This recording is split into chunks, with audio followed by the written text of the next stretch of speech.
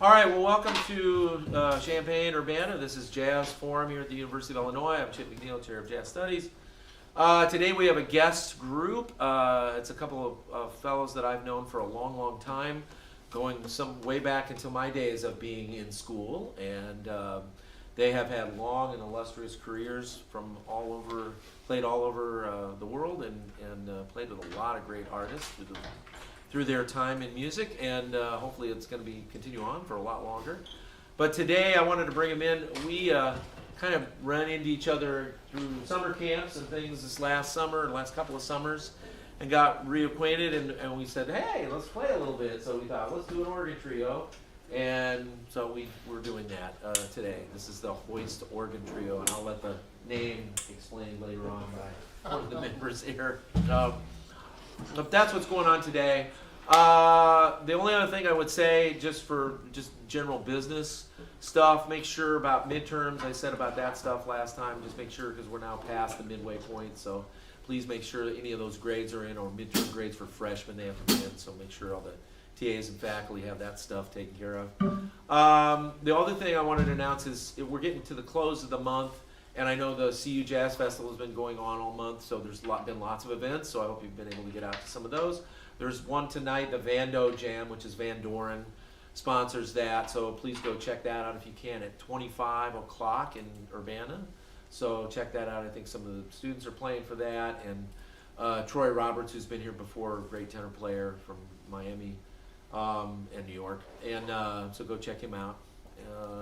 And if you can, after that, come by and hear us. We're playing at the Cowboy Monkey from 8 to 10 or a little later. We'll see what happens if we get some people out. So please come by. And the only thing I want to apologize to is to Alex. I'm sorry about the recitals, because I know it conflicts with both those things conflict with your recital. It's all good. My doctoral recital is at 7:30. Yeah. There's a lot of jazz right now. So check that out, please. Go check it out. Alex is doing great. She's finishing up her doctorate, so we want to go to that. Yes, Nada. No, that's next week. That's the other one on November 1st. That's 6 to 8. I think the poster should say 8 to 10. Anyway, it's 8 to 10 tonight. Okay, so just check that. Double check that. Anyway, that's about it. So we're going to go right to it and play some music, and then I want to introduce these guys real quick before we do start. On the drums, this gentleman and I go way back like 40 years or more. Long time. Yeah, we don't want to think about it too much. But he's had a really wonderful career. He's one of the top session guys in LA, if not the top guy. He's played with Gordon Goodwin's Big Fat Band, with Tierney Sutton, toured with all kinds of people, about to tour with Herb Alpert. Yeah, I won't say much about that. We hope. And all kinds of other people, and it's just a fabulous drummer. We met at North Texas State years ago when it was called North Texas State. It's something else now, I think. But anyway, and we played on Maynard Ferguson's band together for a long time as well. How about a hand for Ray Brinker on the drums?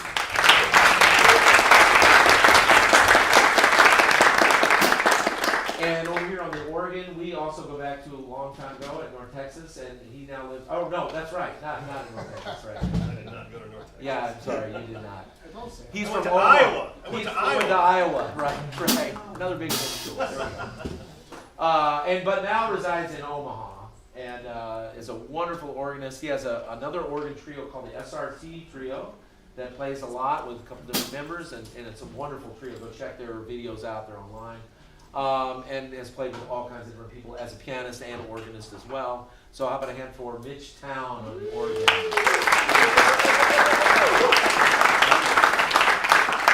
So speaking of Mitch, we're going to play one of his tunes. This is a tune he entitles Act As If, and we'll probably play some other things that are off an album hopefully all of you have. It's a kind of a mainstay of the jazz organ trio genre.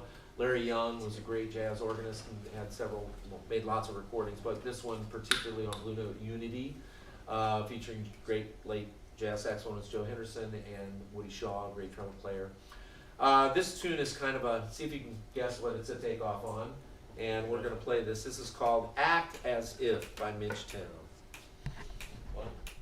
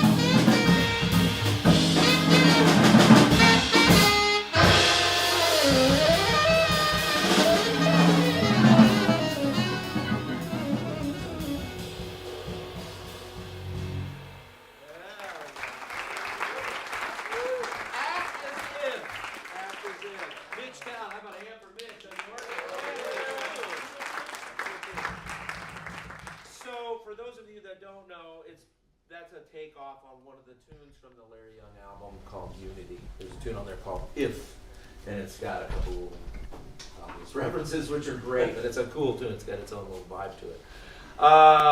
I think we'll slow things down a little bit and change the groove a little and play something actually that you probably know, most of you, a lot of you, especially the instrumentalists. Not that it should be exclusive to that, but instrumentalists know this tune. It's a very well-known standard. Hopefully some of you will play it at the jam session if you go tonight. Let's just do soft. So we'll do another one. This one is directly off of the Larry Young Unity record. There's a version on there that Joe Henderson plays of Softly as in a Morning Sunrise. So we'll do that. And I can get rid of the music stand here for like some reading. All right. Yeah. This is what it is. 1, 2. Oh, no.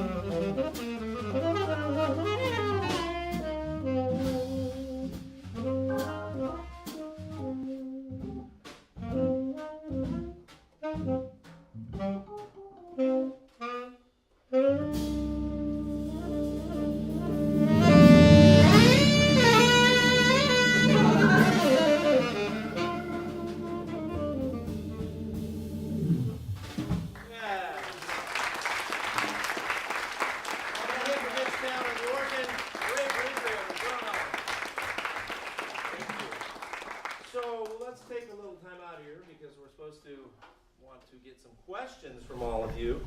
How many of you are familiar with that record, Unity? Okay, several. Good. That's a great record, classic record. I would highly recommend it. It's just still great. Elvin Jones on drums, Larry Young on the organ, and Joe Henderson and Woody Shaw. I didn't mention them before. So that one is a classic. We'll play a few more things from that maybe later. But how about any questions for the way these guys are approaching playing, two very different kinds of tunes too? And how about for Mitch? I have lots of questions that we were talking about. I have lots of questions for you. Just how you negotiate, the role of the pianist versus the organist, because I know in your career you've done both a lot. Yeah, well, Lee and I were talking earlier. They're both keyboard-based instruments, but you approach them entirely different. We were talking last night, and there are some players that can play both really well, like Larry Goldings, for example, is a great piano player and a great organ player. Joey DiFrancesco was predominantly known as the king of the organ, but he took third in the monk competition playing piano. So, but I think those are a little few and far between because you have to approach the instruments totally different. One of the main reasons being is the piano is a weighted instrument, and the amount of expression you have is controlled by how hard you hit the key, right? The organ is not. I can touch as light as possible, it's still going to make the same. So the way that you're able to control it is with the expression pedal. And so you have to be able to learn to run, and this is not a volume pedal. A volume pedal will take the volume of your instrument all the way to 0. This does not. It's an expression pedal, and the really cool thing, and they didn't, they designed it like this. The Hammond organ was not built to be a jazz or a rock or an R&B instrument. It was designed to imitate very poorly a pipe organ. That's what these drawbars are. They're the footstops of a classical organ. That's supposed to imitate a pipe organ, but it has such a unique sound on its own. And the way that they designed the expression pedal is if you have your low end, say you have this thing totally maxed out, and your lows are here and your highs are here. As you pull back on the pedal, things come down like this. So as you're back on the pedal, your bass is still in there, which makes it really great for walking bass lines because nothing goes away. But I can still, but the bass is still in there, but I can pull back and it's a totally different way of expression, which is kind of why I always say that I can always hear when a piano player is trying to play organ. Right. Because you can play dense voicings on the organ, but that voicing, just a basic spread out voicing, sounds so full because there's that tone in it, there's that tone, and there's that tone in it. So you have all these layered tones in this. I'm kind of going way into the whole thing, but to play the organ, you really have to understand that technique. You have to really kind of capture what the sound of it is, and that's not even starting with how to play the bass parts too. Yeah, that was gonna be my next. Most everybody starts on piano, unless you play in a church and they put you on the organ when you were 3. Right. Unless you're like Corey Henry or someone like that, right? You probably started on organ, but you start so when I was I'm older than all of you, and in the early days of the internet, because before the internet, the organ was kind of a dark art. You don't even know how to turn it on. You don't just flip a switch. There's actually a process of 2 switches to start the organ. It's like an old car. So if you didn't know somebody who could tell you what to do with the drawbars and all the percussion, or even how to turn it on, you didn't know, right? But when the internet, of course, came along, then people started that information was online, which is right around the time that I really started to I always loved the organ, but I was a piano player. And I happened to be very fortunate to strike up an online friendship with an organ tech from Buffalo named Sal Azzarelli, who was Joey DiFrancesco's organ tech. And he took me under his wing, sort of, because he knew I was this young player who wanted to understand the instrument. And I said this to Sal, I was like, I don't know how Joey, I'm a piano player. I don't play stride. Right. I was never one of those guys. I can't walk a bass line. This is a claw.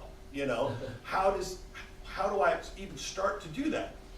And what Sal told me was, and he was this old Italian dude, and he's like, okay, listen, take your right hand and sit on it for 6 weeks, and don't touch the organ with your right hand. Yeah. And I want you to learn to walk an F blues bass line. Just a jazz bass line, just very, very simple. Don't play the pedals, you know. He just learned how to walk a jazz bass line with, you know, a 3-6-2-5. Yeah. And he said, I want you to do that for 6 weeks, and at the end of 6 weeks, I want you to be able to walk a bass line and tell me a joke at the same time. Yeah. And what that was teaching me is that this has to kind of go on autopilot. And the joke, which I won't tell you, which, you know, it doesn't matter. The point is what I'm saying, what the joke is the solo. And so I'm able to detach this and keep this moving steady while I'm talking about anything or telling you, you know, and I can comp behind what I'm saying because this is like the solo. So then I can talk between that. And so after I was able to do that. Yeah. And that's what I tell people to this day. How do you start to do them? Like that, because he said, don't comp, don't try to solo, just get this on autopilot. So then I started going through the real book and playing standards. Okay, you're doing one thing too, beyond Yeah. beyond that, because I say the same thing. I know all of us that play piano in the faculty, we try to get our piano players to just work on bass lines. Right. I've worked on that, you know, that Yeah. was just because I had to as a saxophone player accompany my saxophone player sometimes on Mhm. piano. But there's a thing on organ players do with the bass lines. Yeah, that's Okay. it's it's But it really adds to the it's goodness and of the that's bass line. really a reason why the pedals are there too. Okay. So I'm not playing if you watch my feet, you see them bouncing around, but I'm not playing everything. Right. It's mostly here. Right. That's the big difference between gospel organ and jazz organ. Yeah. Jazz organ, the bass line's here. Yeah. And the foot is there, but a lot of times I'm just tapping. Yeah. And what the tapping does is the tapping gives you a pluck. Yeah. It's like a bass string. So if I'm playing this line, that sounds fine, right? Right. But Yeah. Yeah. that's, you know, and I'm just playing one note, Yeah. but I can lay into it. Yeah. Yeah. Yeah. But now gospel players, they're doing all this stuff and playing all the bass lines with their feet, Yeah. which is a totally different thing. But in jazz, it's really, I mean, you can walk, you know. I can do that, but not here I can't. Yeah. Right. Tempo. Sure. Work. So I'm just tapping. And wasn't Jimmy Smith was kind of the one that kind of the jazz organ Jimmy concept, Smith right? invented Bass this line. whole style of organ. Yeah. And he always told people he was playing everything with his feet, but he wasn't. Yeah. Okay. There you go. Now Joey D could do that. Yeah. You know. Yeah.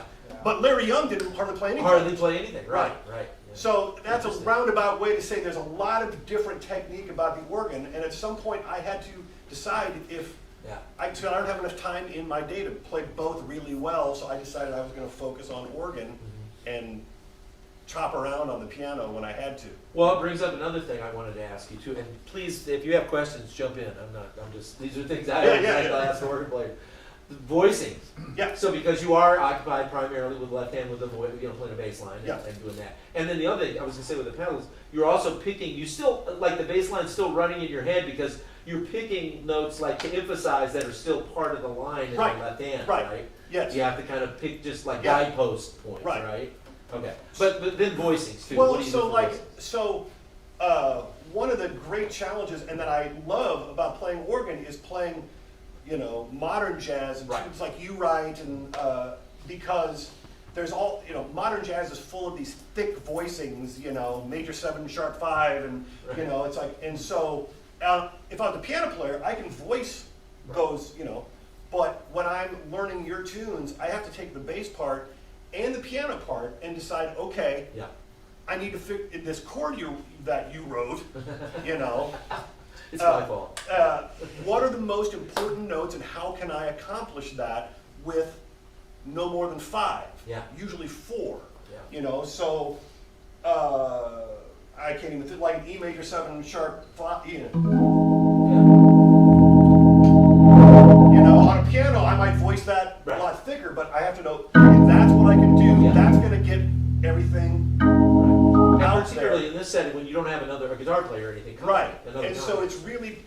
distilling two parts into one part and having to choose what's the most important notes Right on. in that voicing. It's usually the third and seventh, and then something else. Yeah. You know, the third and seventh is always your most important. You know, so that's really the big challenge, is trying to take that and create one coherent part. It's great because I wanted you to say that because I know it's even more important on organ, but the efficiency of the voicing. Efficiency of the You know, voices, all four parts count. So the piano players that have said with me, and we've talked about it when you were, you know, just what do I actually need to cover the sound and not double anything. You don't have the luxury of the doubling Right. most of the time. Right, and just like, and when you, and all of you who are playing piano, just basic piano, Yeah. you know, accompaniment, it's those thirds and sevenths. You can walk through any tune and barely have to move. It's all right there, you know. Right. Sure. Easy. You don't have to be jumping all around. And it's great on the organ too. It's You great get all on the organ. that- I can play, yeah, I can two-note play two voicings. notes on the organ, Yeah. Yeah. and I've got so thick. Yeah. You can play blues. Yeah. I'm playing two notes. You can do that all night.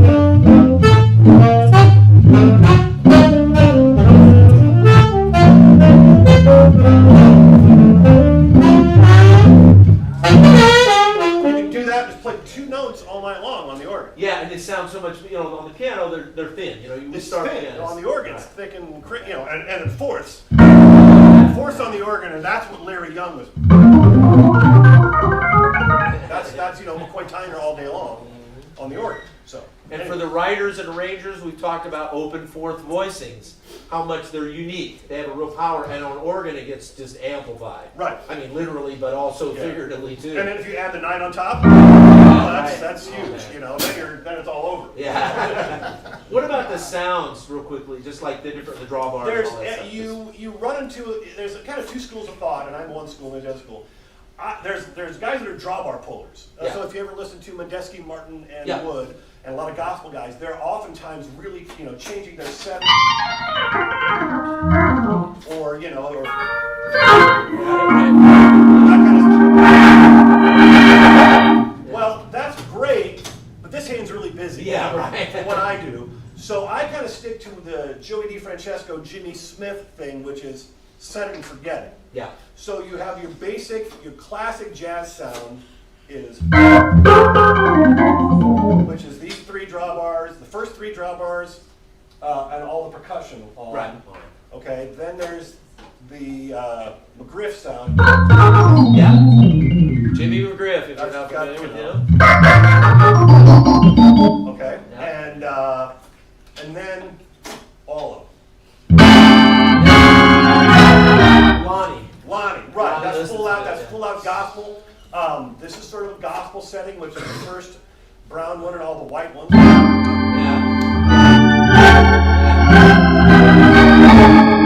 You Take know, it to church. so I've got like 5 or 6 that I use, but there are guys.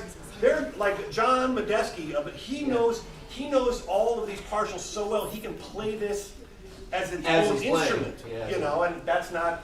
I'm kind of stick to Set for yes, yeah. general stuff. Yeah. Very cool. Any questions? I want to open it up for questions. Yeah. Yeah, I Matt. have one for Ray. Sure. How do you approach playing with like an organ player differently from playing in a setting with a bass player? Get that high. It's similar in a lot of the same ways, in the sense that you're tailoring your volume and your approach to what he's doing. The cool thing is the keyboard player and the bass player are so locked because it's him. So sometimes as a drummer, you're kind of negotiating the middle ground. You're trying to pull things together, like if those two guys can't hear each other very well. But that's not an issue when you're playing with organ. This is my new favorite thing. I absolutely love it. And I told Mitch he's my new favorite bass player. Yeah, right. Because the other aspect of learning what he's doing with his left hand is he makes it feel so good. I mean, that's a whole other Right. 6 months. Of Yeah. But yeah. So, and the other thing is, because you're only 2 people, things can kind of go anywhere a lot more freely than if you have 3 people, just by nature of the fact that, it's just 2 people communicating. Yeah, if I played a 2 and 3 and I accidentally stuck a bar of 4 in there, you're gonna go with me. We're You know, we're we would have to get together. everybody else on We're board. vice versa. Ideally, that won't happen, but Yeah. But the great thing, well, of these two guys, obviously, is you sit down and you have no preconceived idea of what's gonna happen, which is the way that I just like to approach playing drums in general. And the music is gonna dictate what happens. And there's so many things happening on so many levels. It's almost like, you know, in Star Trek when they play chess, there's like 4 levels of chess going on. Yeah. There's all this That's a like good one. undertone stuff going, like little rhythmic things that Mitch is kind of putting in, and then, you know, Chip is up there just hoisting. And you know, you're constantly monitoring volume and your intensity and how much you're playing, because I always try to balance, like if things are getting really busy and really intense, sometimes I'll really simplify what I'm doing just because, you know, there's a lot going on. Yeah. With these guys, sometimes you can make the opposite decision. If you're approaching some sort of peak, everything gets busy and intense, and it's just like, you know, the roof is lifting and then there's a release. So you're always kind of weighing that stuff, you know, the time is just so locked in. I love playing with Mitch.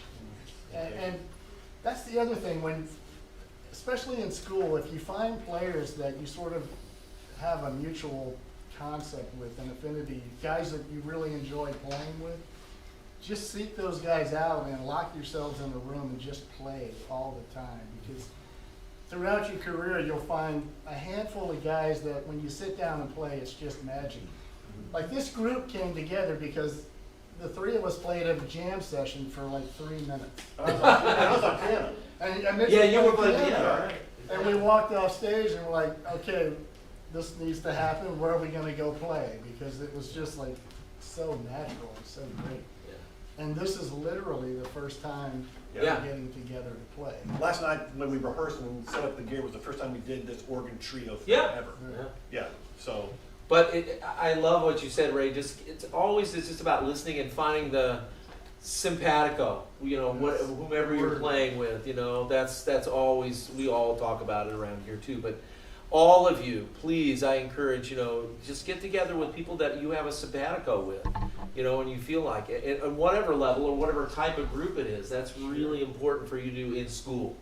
I was talking to Ray. We were just reminiscing a little bit about.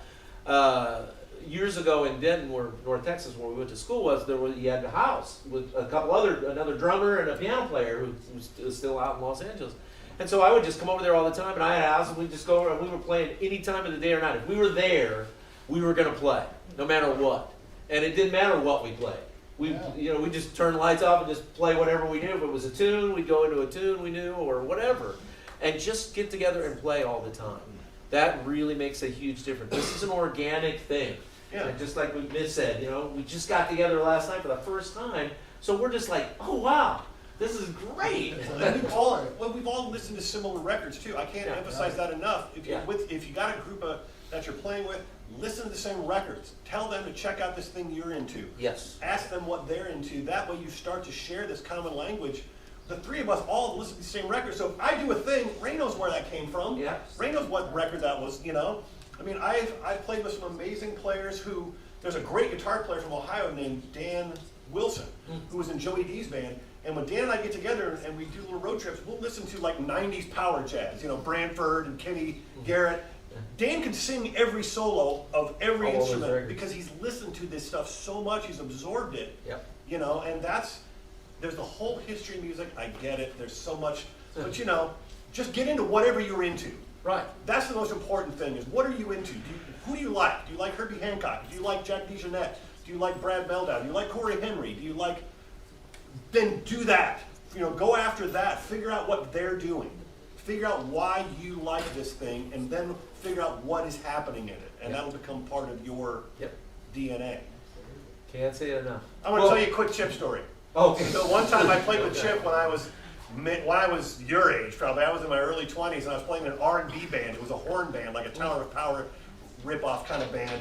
And Chip knew the trumpet player because they'd gone to North Tech. It was Mikey, right? Oh, yeah. And so I didn't know who Chip was, but everyone's like, "Oh, Chip McNeil's going to come and sit in on this gig." I'm like, "Great, who?" You know. And but he starts playing. I'm like, Everybody still says that. I'm like, "Holy crap!" You know. So we're playing Al Green tune, "Let's Stay Together," and so they're like, "Okay, Chip, take a solo," and Chip turns to the band and goes, "Doesn't pay the bills."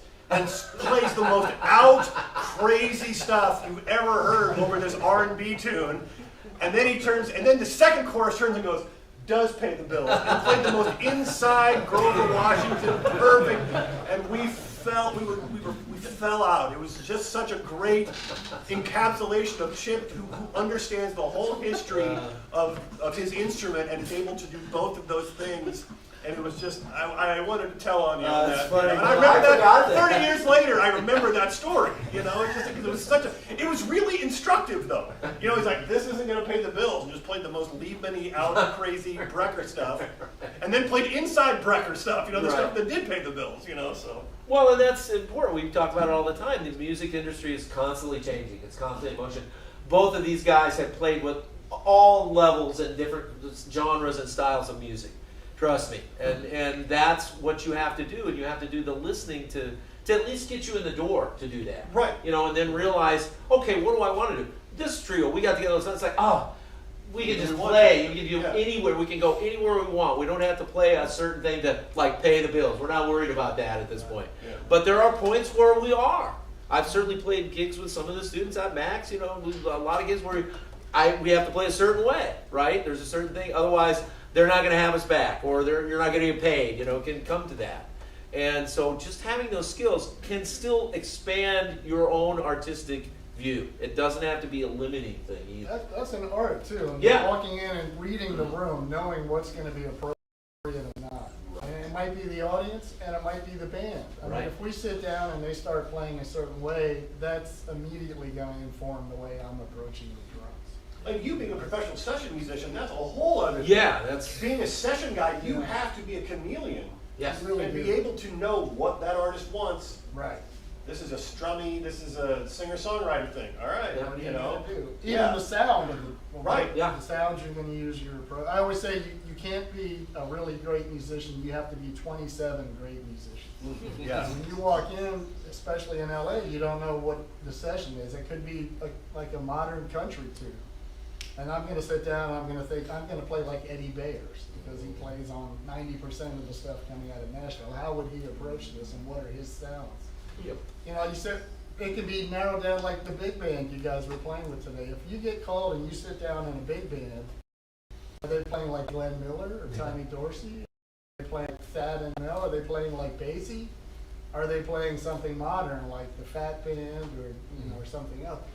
And you have to immediately calibrate your approach because if you walk in with a preconceived idea of how you're going to play that band, I guarantee you it's going to be wrong. You know, so that's just part of the art. And all of that happens, when does that happen? It doesn't happen in the studio. It happens today, it happens when you leave here, it happens when you're walking to class and what you're listening to, it happens what you do at home. Right. Are you spending time on Right Instagram now. or are you, and I'm not saying don't do that. I'm just saying, because that's a totally different world. You know, you guys are in a totally different world than we were when we came up. You have so many opportunities and so much there. Take advantage of all of it. If I'd have had like Open Studio, you guys know Open Studio? I mean, that's one of the greatest teaching things I've ever seen. Yeah. If I'd have had access to that when I was 20, Sure. I'd have been a much better piano player. Oh, yeah. You know, so take advantage of those. I'm not dogging any of that, but it's on you to listen. It's on you to play. Right. You know, it really is your responsibility to get to the point where you can do what Ray's talking about. We were laughing earlier. This, when you're in school, is one of the only times in your life where you've got so much time to dedicate to that. Because once you get out of school and you're working, you don't have the luxury of just playing for 8 hours a day if you want to, usually. So, take advantage of this time. Well, we'll do one quick one, just maybe like a chorus or so or two of Moon Train. Okay. We'll do one last thing from the Larry Young thing. If you can come out tonight, we're at the Cowboy Monkey, 8 to 10. Please come by and hear these guys. They're well worth to check it out. Okay, we'll play a bunch more and some original music as well. This is Woody Shaw's composition from the same record, Unity, called Moon Train. All right? Did we just go right on here? Oh, no, we did. The intro? Yeah, the intro. Yeah. You got it? You want to go back? Yeah, let's go right. No, let's just